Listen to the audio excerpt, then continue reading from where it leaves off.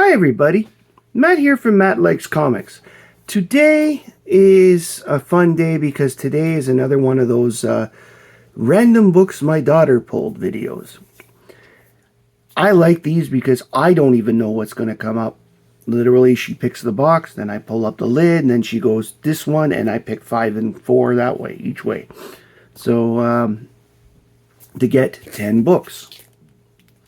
In this area today, we are going with, she picked from Detective Comics. And specifically, I have Detective Comics 820 to 829 in my hands. Now, before I get going into that, I just want to say thank you to everybody out there who had voted for me in the Comic Book Community Awards. I really appreciate it. I was absolutely floored that I won too. And I want to just give a quick thank you to everybody and a shout out to everybody who was nominated and made the finals. Everybody did a great job, or they wouldn't have been there in the first place. And it's just good to see. And more importantly, it's great to see that we have a fan base out there that likes to engage and took the time to vote for people and vote for their favorites and nominate their favorites, etc. We can't do this without you guys. So I appreciate you all very much. Now, the coolest part about this Detective Comics run was this was just before the Final Crisis. So Batman hasn't disappeared in the past yet. So this is a pretty good set of stories. What I also like about these stories is that there's a bunch of varieties in the villains. It's almost like that every major Batman villain makes an appearance somewhere in these 10 books. Now, some of these books were very detailed, so I've only given short synopsises, and some books I've skipped completely so that you have something to read. I'm going to show it, whatever, but, I'm going to show it so that you see it, but I'm leaving some stuff out there for you guys to discover, because if there's one thing I want to see more, it's people discovering things for themselves and making decisions based on oh, I like that. Not because, I'd like to be able to say I sent you in this direction, but it's up to you to make the journey. So, let us begin. This is issue 820 from August 2006. All of the covers are by an artist named Simone Bianchi, or Bianchi, sorry. Simone Bianchi. He's an Italian name here. So they're all done in this really cool style.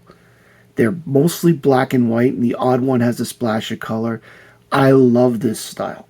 This is one of the reasons I was actually really happy when I pulled one of these out and went, oh, we're going to be doing these. This is great. This particular story was written by James Robinson, and the pencils were done by Leonard Kirk, and the inks were done by Andy Clark.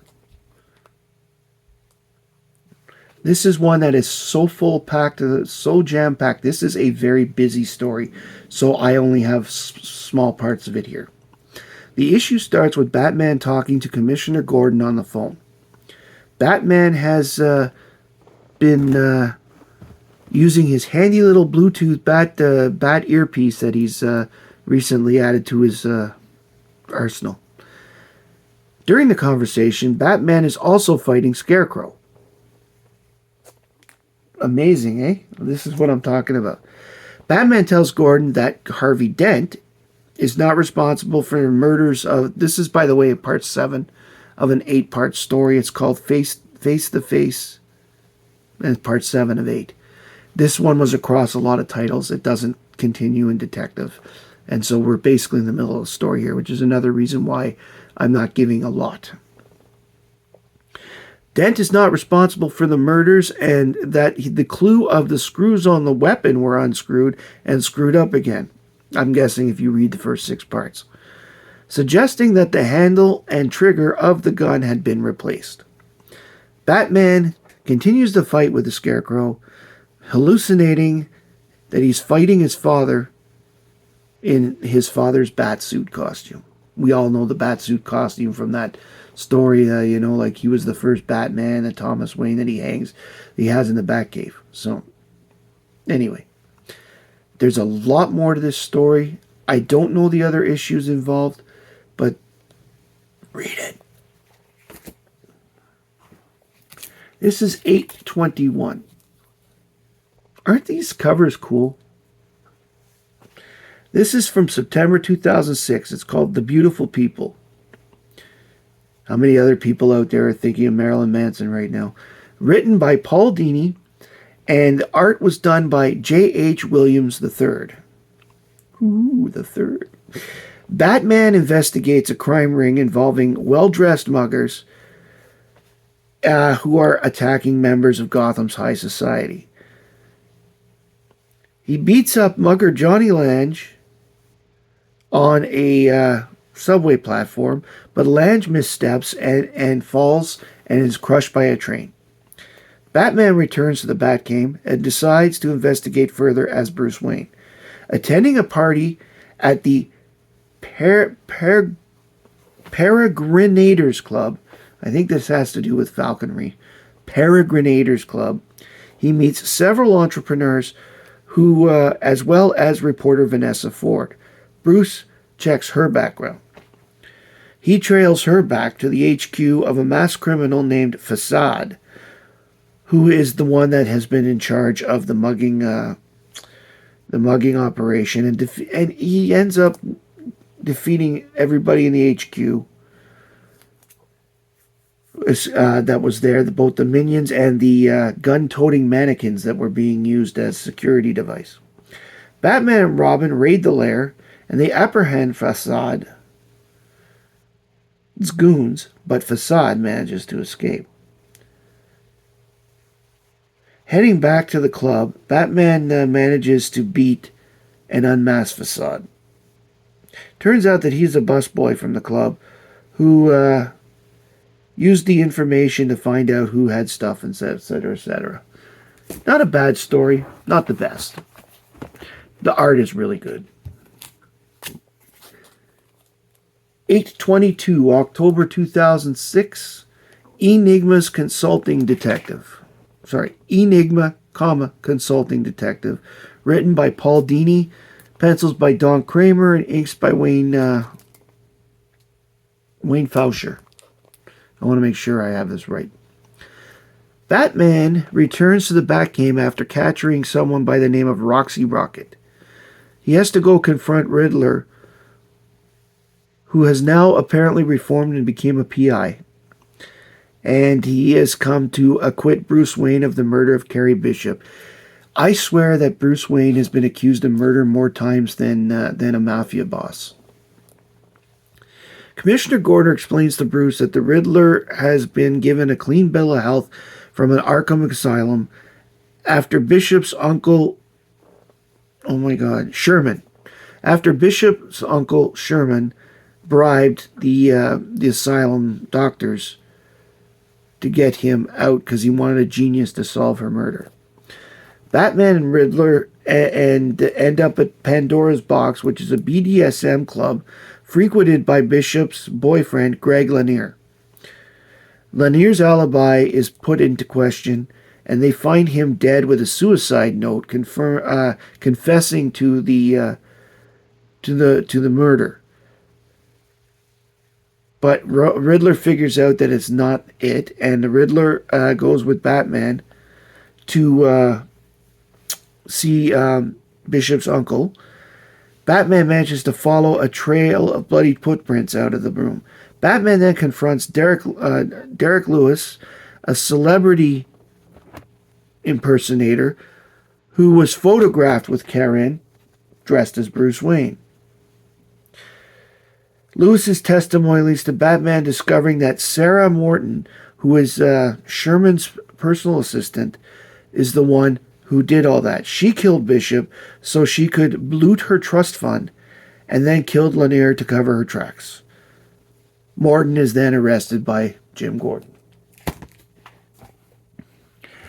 This is probably my favorite cover of them all because it has just a touch of color. There's another one with color on it from this run, but this has a touch of color that really adds to this cover. This is 8/23, stocked Written by Paul Dini. Sorry, I can't seem to get... There we go. Written by Paul Dini and pencils by Joe Benitez and inks by Victor Lemus. Poison Ivy loses her control over plants and the city becomes overrun. Oh no! For safety, Batman moves her to the Batcave while he investigates her old hideout, what she blew up when Two-Face came after her as a vigilante. He finds a CD-ROM showing evidence of her feeding people to plants that she has been experimented on. The plant not only absorbed the bodies, but the victims' minds, and has become its own thing named Harvest. And Harvest is out looking for revenge. Harvest tries to kill Batman and Robin as they protect Ivy. Ivy appeals to Harvest, and Harvest continues to attack, though. Batman uses a herbicide to defeat Harvest, and Ivy is returned to Arkham. What a great cover. Not a bad story either.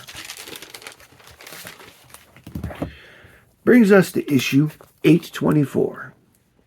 This one is called Night of the Penguin.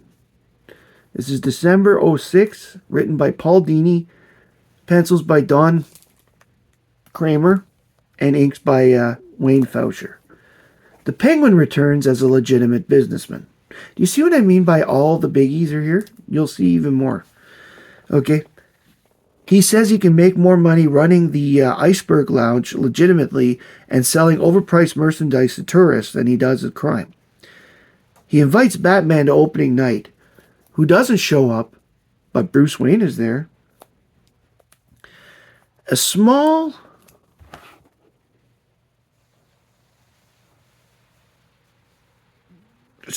crook named Mr. ZZZ, or ZZZ, maybe Zzz, wins big at the casino.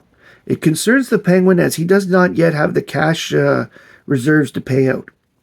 Bruce realizes Zzz has a transmitter implanted in his brain, relaying orders from his partner, a man by the name of Little Italy. Little Italy has abducted a professional magician and card counter by the name of Art Wiener and is forcing him to work for them. Batman follows Zzz to his hideout and defeats them, thus freeing Wiener. Batman tells the Penguin, stick to legal and legit. Or should I say, stick to legal and legit, because I'm Batman. Here is another one that I'm just going to very quickly. It is chock full of stuff. This is issue 825, January 2007, The Return of Dr. Phosphorus. Written by Royal McGraw, pencils by Marcus Mertz, and the inks are by Luciana Del Negro. Dr. Phosphorus is incarcerated at Cadmus Labs. However, the facility can't handle him, and he breaks free. And then a whole bunch of stuff happens. I could go on, but this video will already be one of my longer ones, so that's one of the reasons why I'm not giving complete and full synopsises for every one of them. As I realized when I first wrote them down and decided to do it, the video, when I did a quick video, I realized the video would be over 30 minutes long. We didn't want that. Next one is 826.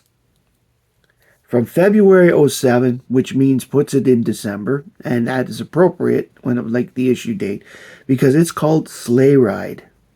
And that's S-L-A-Y. Guess who? Written by Paul Dini, pencils by Don Kramer, and inks by Wayne Faucher. Robin is escaping a gang of drug dealers when the driver of a passing car offers him a ride.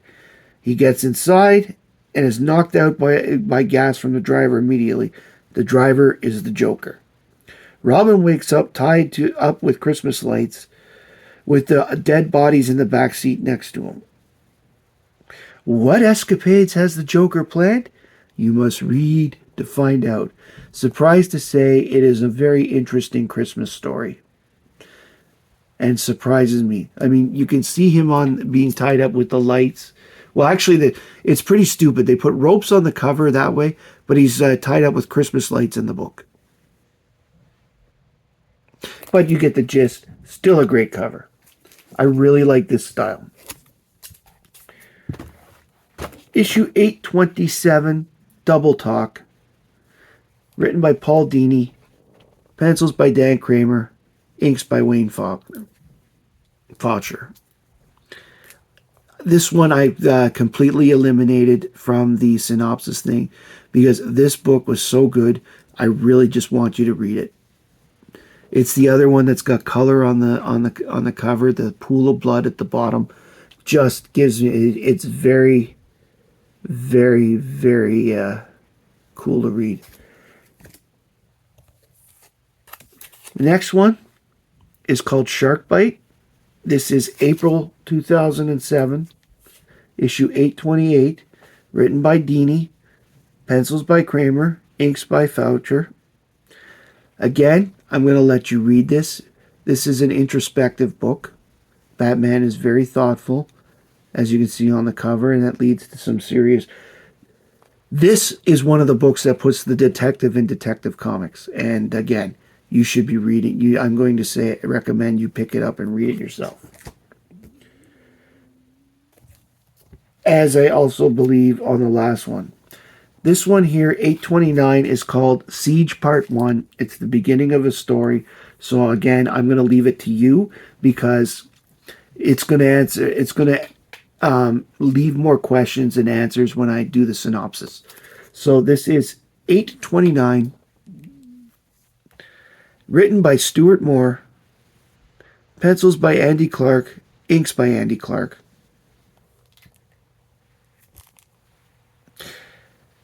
This is a really cool cover.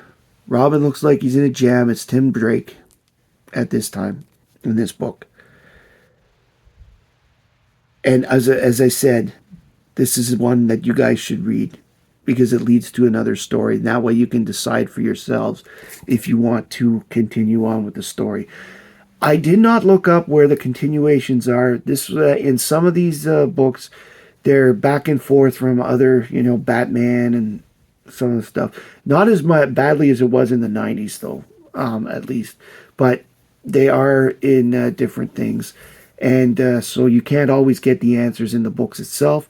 But this is still a very interesting run. The covers are great. I think there's a couple more. I think he did a year's worth of covers that I didn't include the other two. Maybe I should have, but the fact is these were the 10 she picked, so that's what I went with. If you liked this video, please like, comment, and subscribe below. Tell me what you liked about it. Tell me what you didn't like about it. Would you prefer if I do a synopsis on every single book on a run like this because you want the details? Or do you like it this way where I try to leave some stuff up to you where you guys enjoy yourself? I'm doing it this way purely for time purposes. I don't want to split it into 2 videos. I don't want to have you sitting here for 40 minutes either. I love all the Bianchi covers. They are absolutely great period for the series. They're great period pieces. To me, Detective should always have a bit of a noir feeling to it because Batman is Batman. Batman can be this superhero, whatever thing. Detective, being the anthology, is much cooler when they concentrate on mysteries and things like that. And it's one of the reasons that I've kept reading it over the years because even in the 70s, the Detective was more the detective things because they'd had characters like Batgirl and Jason Bard, etc. in it. But I digress. I'm rambling now.